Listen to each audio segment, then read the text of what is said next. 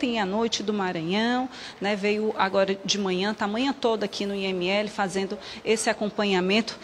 Dona Dolores, eu sei que é um momento difícil, mas vamos conversar um pouquinho. O que a senhora pode falar para a gente? A senhora estava falando, lembrando aqui da relação conturbada, né, que Sara tinha com Ederlan, né, que era o marido dela. Pois é, minha filha. Desde a primeira vez que eu ouvi a voz daquele homem, eu via que não era um ser humano. Era um monstro que falava atrás daquele telefone, daquela voz. E eu falei para Sara, Sara, tome cuidado com esse homem, porque esse homem não é um ser humano. Não, mãe, é porque ele pregou de cuidado, Sara, para que não seja o colírio dos olhos seu. E de lá para cá, a primeira vez que ele me frequentou a minha casa para vir nós conhecer ele, a primeira surpresa que ele fez em nossas vidas foi roubar 1.500 do meu genro, o ex-marido da Soraya. E deu delegacia e ele negava porque ele é um cínico, ele é uma pessoa que ele, sabe, eu não sei nem o que dizer. Esse homem é cínico, ele é capaz de tudo, viu? E é por isso que encarecidamente eu digo, eu não quero que essa família fique com a minha neta. Porque eles, o pai, a mãe, eu não sei. Mas não é capaz de ajudar e defender ele tirar a vida da minha neta. Eu tenho certeza, como eles não foram, né, capazes de defender a morte da minha filha, eles não são capazes de defender a morte da minha neta. E assim como ele matou a minha filha, que dava tudo por ele, dava a vida por ele, viu? Um homem que não dava nada dentro de casa e passou a ter um ciúme doentio, viu? Dizer que ela vivia na igreja, não era nada para ele, viu? O que eu quero dizer, o que ele fez com a Sara não foi um sexo, foi um estupro.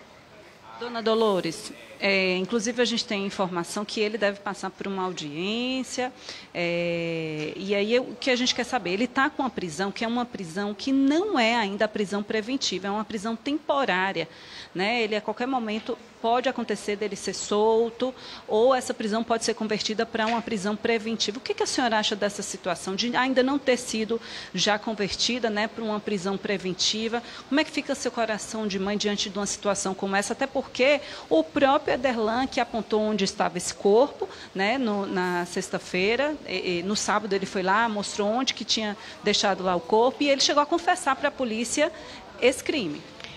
Olha, o que eu quero dizer, o que o coração de uma mãe sente, é que desde a hora que eu soube dessa notícia, eu não tive dúvida que era ele. Eu não tive dúvida. Vou tirar esse óculos para vocês verem meus olhos. Eu não tive dúvida que foi ele o autor do crime da minha filha. Porque ele tinha ganância por dinheiro, viu? Ele dizia que era crente, que era isso, que era aquilo, mas ele não era crente de verdade, viu? O Satanás foi que ungiu ele, porque Deus do céu e o homem da terra foi usado pelo Satanás para ungir ele. Porque um homem que tem visão de Deus, que é ligado com Deus, espírito de verdade, não faz uma coisa dessa com um homem daquele. Porque aquele homem todo mundo sabia, viu? Porque quem tem visão de águia, quem é um homem de Deus, quem é uma mulher de Deus, eu tenho certeza que esse homem teria visto que ele era um malfeitor. Assim como Deus me mostrou a primeira vez. Tá certo, olha, mais um desabafo aqui dessa mãe, né, Casé, que está passando por uma situação muito delicada. A gente segue aqui no IML acompanhando e a qualquer momento, então, a gente volta a falar com você. Obrigado, viu, Lícia? Um abraço nela aí, tá? Deixa eu ir com o Gabriel Nascimento agora, porque ele está com o advogado que defende Ederlan. Ô, Gabriel, a mãe de Sara fez um desabafo contundente, forte, diz não ter dúvida nenhuma de que foi Ederlan que matou a filha dela, inclusive acusa ele de estupro, acusa ele de ter tido uma relação muito traumática, muito violenta, o tempo inteiro com a filha dela. O que o advogado pode dizer sobre isso? Casemiro, de volta aqui conversando com o Dr. Otto Lopes, que defende Ederlan Mariano. Ele há pouco pontuou que não houve confissão por parte do suspeito, ao contrário do que a Polícia Civil divulgou, e está conversando agora com outros colegas. Vamos ouvir o que ele tem a dizer. A bomba das traições, etc. Mas ele salva tudo no computador e coloca à disposição do delegado de polícia. Mas afinal a pastora traiu ele? Assim, eu não estou julgando, o ato dela, não cabe a mim. Ela tem o direito de fazer o que foi, mas tinha relacionamentos extraconjugais, e não só um. Vários, com comprovação, com vídeos. Ele chega a dizer a mim que tem uma novela agora da Globo, que tem uma atriz que fica gravando vídeos pornográficos e expondo. Que ele se lembrou daquela situação, que ele se recorda daquela situação, e que ele foi desabafar com alto o clã da igreja que pertencia, e que aí chegaram e conversaram com ele acerca dos fatos. Quem seria a pessoa que teria contratado ela para fazer essa pregação? O líder da igreja de Dias Dávila, que ele também já deu nome, como eu falei para vocês, o processo tramita em segredo de justiça, eu tenho muito cuidado, sou diferente de outras pessoas. Quando for quebrado o segredo de justiça, eu vou dar nomes das pessoas envolvidas, mas não cabe a mim, nesse momento, estar atrapalhando o trabalho da polícia e sim esclarecendo os fatos que já foram expostos pelas pessoas envolvidas nas apurações. Ele se considera inocente, então? Se considera inocente, ele é inocente, ele tem todas as comprovações, a filha dele, inclusive a gente quer que essa criança seja ouvida, acompanhada de um especialista, porque quem estava no seio familiar é uma criança de 11 anos, e que é quem pode melhor falar da conta do pai, da conta da mãe, e do que ela via e sabia e vivia naquele seio familiar. Doutor Otto, o senhor falou há pouco a respeito da postura da polícia. A polícia não teria feito o trâmite correto, inclusive falando que ele havia confessado o crime sem essa confissão. Ele nega qualquer tipo de confissão. Eu tive acesso aos autos. Do que eu tive de acesso, eu não vejo confissão dele em momento algum. Ele não confessa, eu participei do crime, eu mandei matar, eu matei. Ele não fala isso em momento algum. Eu desafio qualquer pessoa. Inclusive, expliquei aqui mais cedo, que à época ele tinha outro advogado constituído, ele vai para a delegacia por livre e espontânea vontade, esse advogado não é comunicado.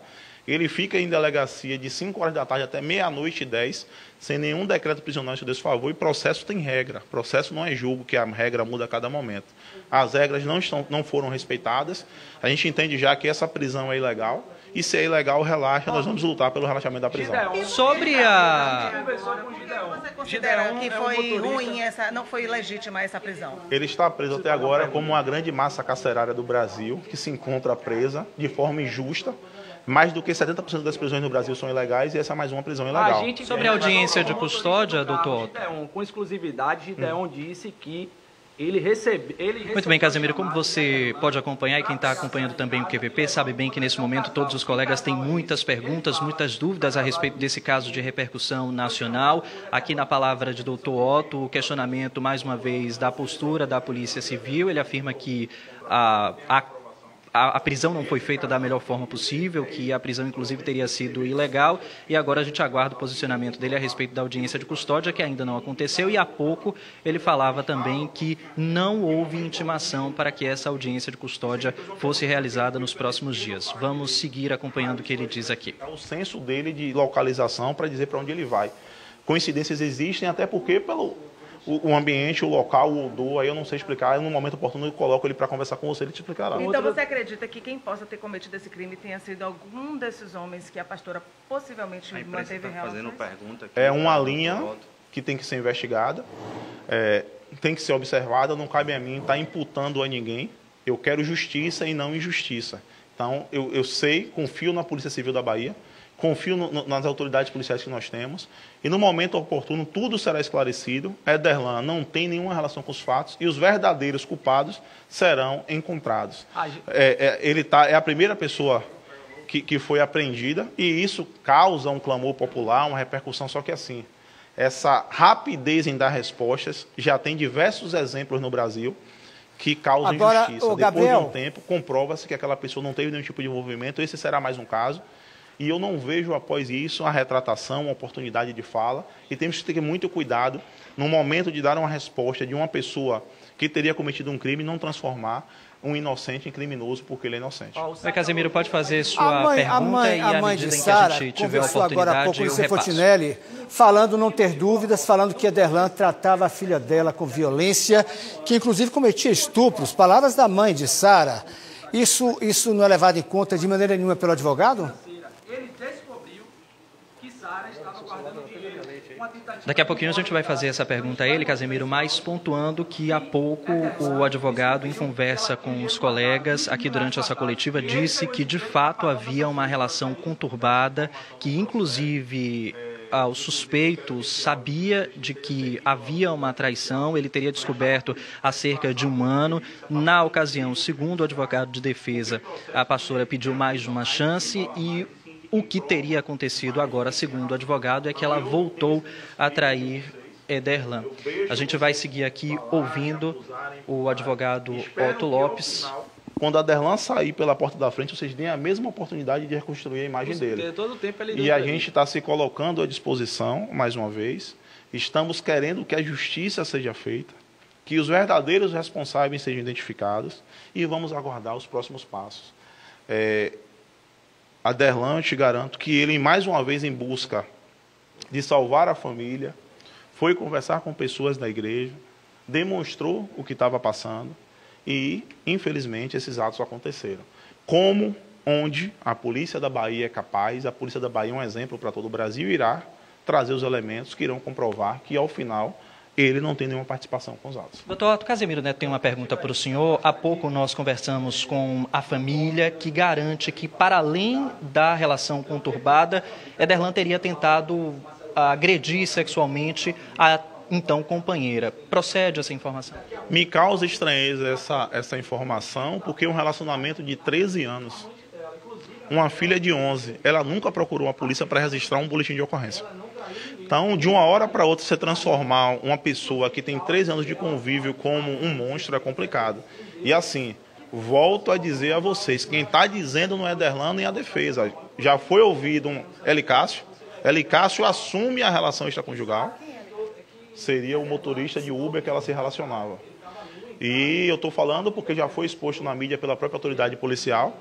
E tem outras pessoas que ela também se relacionava, que serão investigadas, que ele já informou o delegado os nomes, já passou imagens, já passou vídeos. E eu estou tendo muito cuidado em dizer, para depois não ser desvirtuado, não estou julgando o livre-arbítrio dela de se relacionar com o que ela quiser, ter polirrelacionamentos, multirrelacionamentos, só que o que ela pregava nas redes sociais, defesa da família, defesa de Deus, defesa da Bíblia, não condiz com o que ela praticava na vida real. A vida espiritual dela não condizia com a vida carnal. Totalmente diferente e causa estranheza. Teria sido, então, um crime passional? Aí eu não sei se foi passional ou não, porque eu não sei se o autor do crime tinha relacionamento com ela. O que eu te garanto é que da parte do meu cliente, ele não tem nenhum tipo de envolvimento e de parte dele não foi passional porque ele não participou do crime. Temos que ver a pessoa que cometeu o ato ou que mandou praticar o ato, se tem algum envolvimento com ela ou não. Tá aí, portanto, a palavra do advogado de defesa, Otto Lopes. Casemiro, volto com você aí no estúdio, trazendo mais informações à medida em que elas forem surgindo. Muito obrigado, Gabriel. Olha, ao contrário do que disse o advogado Otto Lopes, o delegado que cuida do caso, o Evaldo Costa, disse que ele confessou sim. Disse que Ederlan confessou sim o crime. Veja aí. Como foi um crime, vamos botar aqui, articulado um mês antes, nós não temos informações de quantas pessoas foram, mas nós podemos, pelo menos pela experiência que já nós temos, de que um crime dessa monta, da forma que se deu, tem mais pessoas envolvidas. O principal suspeito está preso, que é o marido da pastora, e vai passar por audiência de custódia sim, mas ele foi ouvido, prestou seu interrogatório e acabou confessando diante de tantas contradições já apresentadas a partir das investigações do desaparecimento que foi feito pelo departamento do DHPP. Volta então com o Gabriel Nascimento, porque o delegado voltou a dizer, né, Gabriel, que Ederlan confessou o crime, contrariando aí a palavra do advogado Otto Lopes. E volta então com você, Gabriel. Isso mesmo, vamos seguir acompanhando o que diz a defesa de Ederlan Mariano. Um culto, uma pregação, um louvor lá em Dias d'Ávila, largaram com tudo de lá para cá, ela sumiu. Mas que ele, de fato, não pagou, não deslocou, não levou e não participou. Que ele também quer saber por quê. E ele chora muito, está bastante chocado com o que aconteceu, desesperado, porque tem uma filha com ela de 11 anos. Quem sempre insistiu no relacionamento foi ele, perdoou a primeira traição, seguiu no casamento e dia 29/10 recebeu essa bomba que ela estaria em Maceió com esse outro companheiro dela, curtindo férias, não sei o que ela estava curtindo com ele, e que também, diferente do que a família dela fala, que ela estaria juntando 20 mil reais para comprar ou viajar, ela teria comprado um carro em conjunto, na constância do casamento com esse outro companheiro dela, e no momento da ruptura entre ele e ela, teria vendido o carro e dado a parte a ela. E uma das coisas que ele me disse que me chocou bastante, que ele ainda ligou para esse Elicácio para saber se era verdade, e Elicácio manda a vida, as comprovações para ele, ainda disse, quem não quer ela sou eu, vim para Santa Catarina, não quero nenhum tipo de relacionamento com ela, quero viver em paz, ela não me deixa em paz.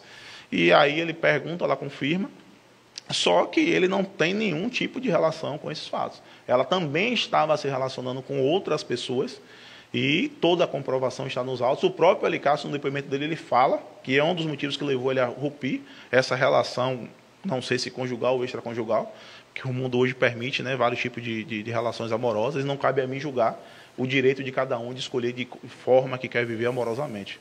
Então, não tenho nem como julgar esse tipo de comportamento.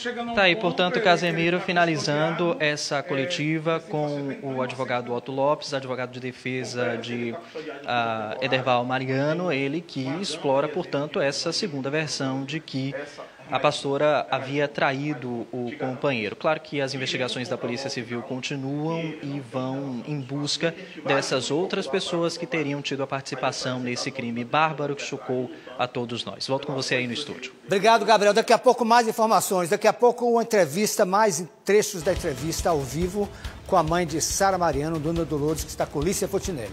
A novela envolvendo os barraqueiros da Ordem de Salvador pode